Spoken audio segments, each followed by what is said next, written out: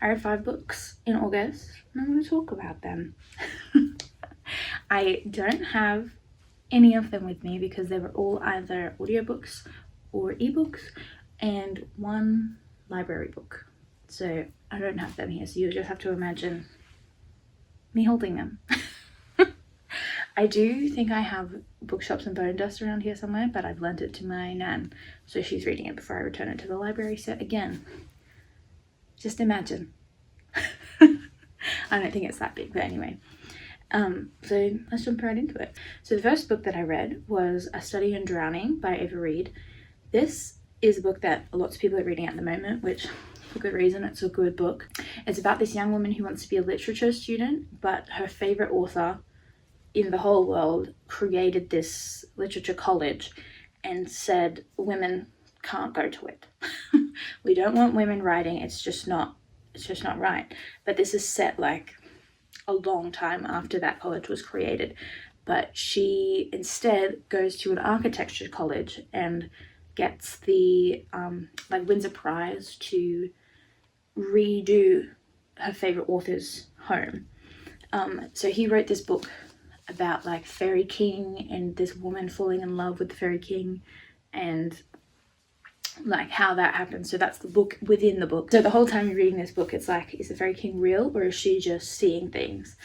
And the story happens while the main character and her rival from the literature college, they're in the house together at the same time, and they're like discovering the secrets about the house, and it's set on this hill above the ocean or the sea, which is the same thing. And it's like in a forest and it's really far away, and it's, when I say dark academia, it's sort of because it's based around books and there's sort of the idea of a college in the background, but it's not set in like a university or a college or anything. So the dark academia vibes. This wasn't my favorite book that I've ever read. I did listen to the audiobook, which was pretty good. Listen, there is a little bit of romance in it, so it sort of felt like if you had have taken the romance out of it, the story wouldn't have probably stood up on its own, but that's okay. It was still pretty good. And you know, if you're looking to get into that like gloomy sort of kind of a mystery because you're wanting to find out what happens, like is she just imagining it or is it real? I'm not going to tell you. But yeah, so it was an alright read. Again, it wasn't my favorite. It wasn't the worst book I've ever read though. Maybe I'll have to talk about the worst book I've ever read at some point, but I think I got rid of it because I hated it so much, but I should have kept it. Damn it, I should have kept it so I could scribble in it. The second book I read was One Dark Window by Rachel Gillig, I think you pronounce it. Again, this is another book that everyone's reading, but this one is for good reason.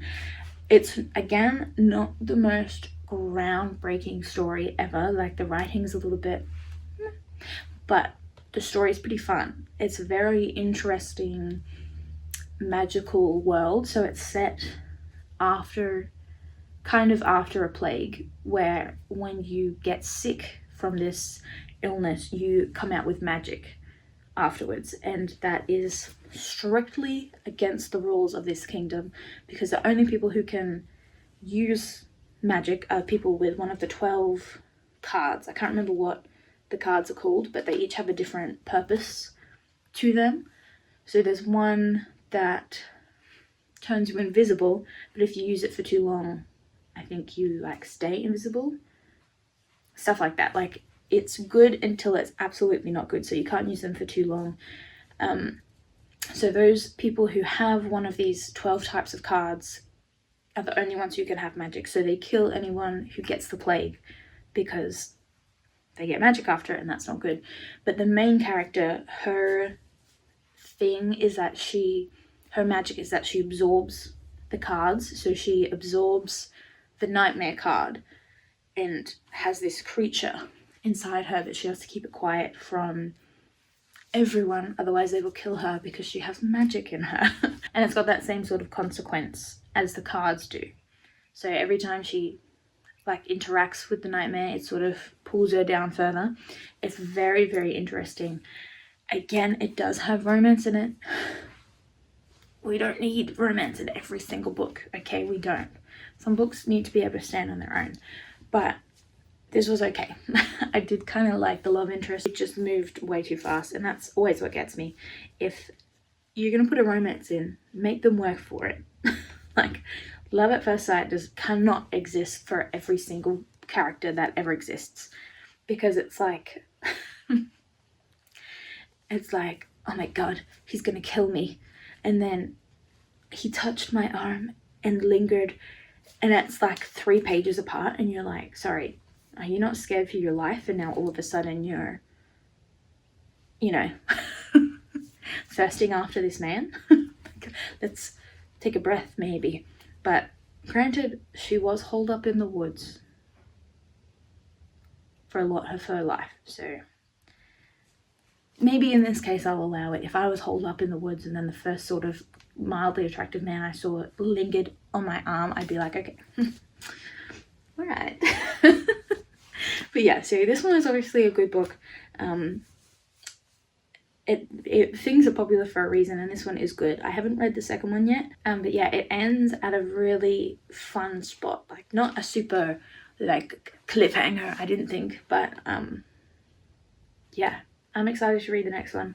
I hope that it goes in the direction that I want it to. Like, I love it when books go super dark, like corruption stories and stuff, so I hope it sort of goes down that road.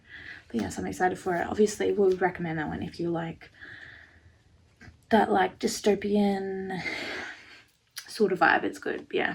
The next book is called Spellbreaker by Charlie N. Holmberg. This one was also an audiobook, and it's a multiple point of view story, which normally I love, but for some reason I just got so confused and I didn't realize that the characters like met halfway through the book. Not even halfway through the book. I was listening to 2 different characters doing their own thing, and then I kind of clicked and I went, oh my god, these characters, the one that she's talking to is the same one that he's talking to, if that makes sense. But yeah, I was shocked because I don't know, I just didn't click. Sometimes when I'm listening to audiobooks, I just don't get names. I just get vibes, which is not good for an audiobook because it's kind of just words that you're hearing and you need to know the names of the characters. You can't just get a vibe from the shape of the letters. But yeah, so that was like, oh, this is a different book now because I'm listening to these characters interact from different point of views. But anyway, it's about this unregistered spell breaker. So when in this world of magic, there are spell makers who can create and learn spells where she can only break them. And you need to be registered to do that because otherwise you can just go around tearing people's spells down, which they don't want. Obviously, if you put a spell up, you want it to stay up. So she has this employer that she hasn't seen their faces before, and they keep sending her letters with like jobs to do. So she has to sneak into places and break the spells without getting caught. But one time she does get caught by the other point of view, the point of view, which if you're going to read it, I'm telling you now, there are 2 point of views and they interact, okay? It's going to make the whole book make more sense.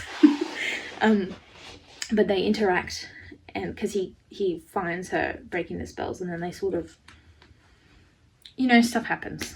For some reason I can't actually super remember like the whole middle of the book. I can remember the beginning and the end and like 1 or 2 points of it. Like, I only read this a couple of weeks ago, and I'm like, it was also a very interesting magical system, not quite as cool as One Dark Window, but I had fun. It was very good in between book while I was trying to find something else to listen to. I don't know if I will read the second book.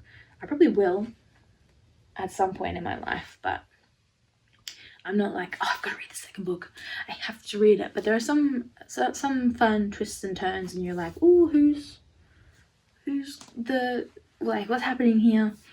But most of it was sort of predictable, but that's okay because not every book has to be groundbreaking. But yeah, it was fun. It was fun. Most of the books from this month were pretty 3-star reads for me, which a 3-star is kind of like yeah, I had fun. I wouldn't not read it. Like, I don't regret reading it, but I won't read it again. And then the next book I knew I was gonna love, but it's just such a long audiobook that I kept putting it off. I've been reading this since April, I think, and I finally knuckled down and got it done, and that was Red Skies and Red Seas by Scott Lynch. This series is just so good. It's only the second book I'm up to, but it's taking me so long to read it because I know that I'm going to love it, but it's very convoluted. So it's the second book in the Gentleman Bastards series. The first one is The Lies of Locke Lamora, and I don't know, I think this is probably one of my favourite series at the moment. Again, I haven't finished it. The series isn't complete yet. I think there's only 4 books of like 7, and the first one was released in like the early thousands or even late 90s. I think something like that. So it's taken a long time to finish the series, and I really hope it does get finished because it's just so good. So the second book, they're like recovering from the events of the first book, and they decide to, so they're thieves, Locke Lamora and Jean Tauber, something like that. Those are the 2 main characters, and they're recovering from the events of the last book, and they decide to rob the Sinspire, which is like the biggest gambling house in the world, in this world. They're thieves. I don't know if I mentioned, they are thieves, and they're very, very good thieves. And this book just had everything for me. It had people being really smart and cunning, which that's Locke Lamora's whole deal. And it had an extended boat scene, and it had treachery, and it had some funky looking little creatures, a convoluted storyline, too many characters that I did get confused. Oh, it just was everything. Just everything. This is exactly the kind of book that I love. Like, I love a heist. I love it was just so good. They're like 20-hour audiobooks, which isn't ridiculous, but it's like, okay, you're in for it.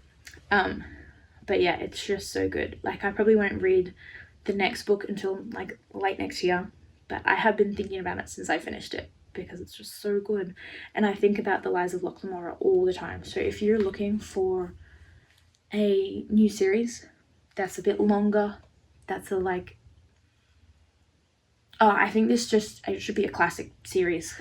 Like one of the, I don't really know what genre it's classed as because it's kind of fantasy, but that's not the main vibe of the book. Like, it's got fantasy elements, it's got some like creepy creatures, and it's set in another world that's very like barbaric at times, and there are, I think they're called blood mages and stuff. But yeah, it's just it's very convoluted, and there's lots of little bits to it. Absolutely highly recommend it. It's one of my favorite series ever. Read The Lies of Locke Lamora at the very minimum. Also, I did enjoy about this second book is that if I really wanted, I could just leave it here, because it ends on one of those cliffhangers that's like, well, I can sort of see where that's going, but it doesn't have to go there. But I could leave it there if I wanted it to. So if you're like, I don't know if I want to commit to a series that isn't finished yet, don't worry, finish that book 2 and you'll be set. Watch me read book 3 and tell you, do not finish that book 2, read book 3. But I'm not there yet, so just wait for that. And the 5th and final book that I read was Bookshops and Bonedust by Travis Baldry. The first physical book that I've read in a hot minute. It was an experience. It was fun. It took me back to the old days. It made me miss my Kindle a lot. I'm addicted to my Kindle. Okay, I'm addicted. This was another fun book, another very popular book. Again, for good reason. It was very cozy fantasy. It was very easy to read. Throughout it, I was actually like, I don't want the plot to continue. I'm happy just reading about this big tough orc who's been injured and now is besties with the little ratkin that works at the bookstore, and they're just fixing up a bookshop, and I'm like, yeah. That's the dream. A best friend that's a little rat who owns a bookstore. Yeah. But then when like plot stuff happened, I was like, ugh, Just tell me what renovations they're doing to the bookstore. But yes, I probably won't be reading Lattes and Legends, I think is the first one. So Bookshops and bonedust was a prequel, so I probably won't read the first book in the series just because it's, I don't know, not really my vibe. It was fun. I did cry at the end. So, you know, you might not, but I did, because I'm a bit of a sap sometimes. So those are all the books that I read. Pretty average reading time this month. Nothing that I hated, and only one that I loved, but I did only read 5 books, which feels like a lot of books but isn't really. But I feel like I've been reading so much, which is good. I'm really enjoying getting back into reading. Please tell me if you've read The Lies of Locke Lamora or Red Skies Under Red Seas, and if you hated those books, tell me why, but I have to disagree. No, I don't want to know. I can't take it. Anyway, thank you for watching. Let me know what you read in August, if you read anything, or if you wish that you had read more. I don't know.